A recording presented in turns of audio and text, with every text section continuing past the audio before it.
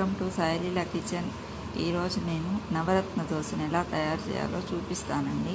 దీనికి కావాల్సిన పదార్థాలు వచ్చి 2 స్పూన్లు బాంబే రవ్వ, అదే సూజీ రవ్వ అని కూడా అంటారు, కొద్దిగా నువ్వులు, కొంచెం గోధుమ పిండి ఒక 2 స్పూన్లు, ఒక 2 స్పూన్లు రైస్ ఫ్లోరు, తర్వాత ఒక 2 స్పూన్లు మైదా తీసుకున్నాను, కొంచెం ఉప్పు, గరం మసాలా, తర్వాత వచ్చి అల్లం, పచ్చిమిరపకాయలు పేస్ట్ ఇలా కలుపుకోవాలి. ఎంత పలుచగా కలుపుకుంటే దోశ అంత నైస్గా క్రిప్సీగా వస్తుంది. బాగా ఎలా పోస్తామో చూపిస్తాను.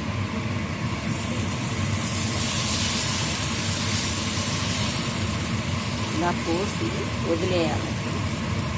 గరిటతో వేస్తే అంత ఉండలుగా వస్తుంది కాబట్టి నేను ఇలాగే ఇలా పోస్తాను.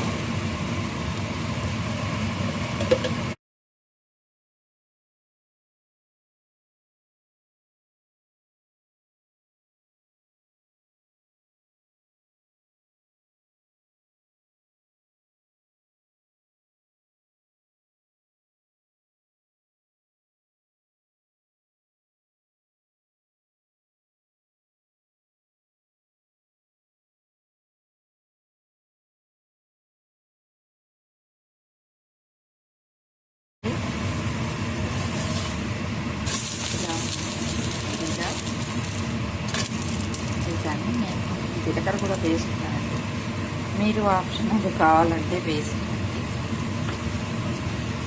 ఇదిగోండి, ఎమ్మి నవరత్న దోశ రెడీ అయిపోయింది. ఇది చాలా ఈజీగా చేసుకోవచ్చు. మీరు కూడా ఇట్లా తయారు చేసి చూసుకొని కామెంట్ సెక్షన్లో నాకు చెప్పండి. Thank you for watching.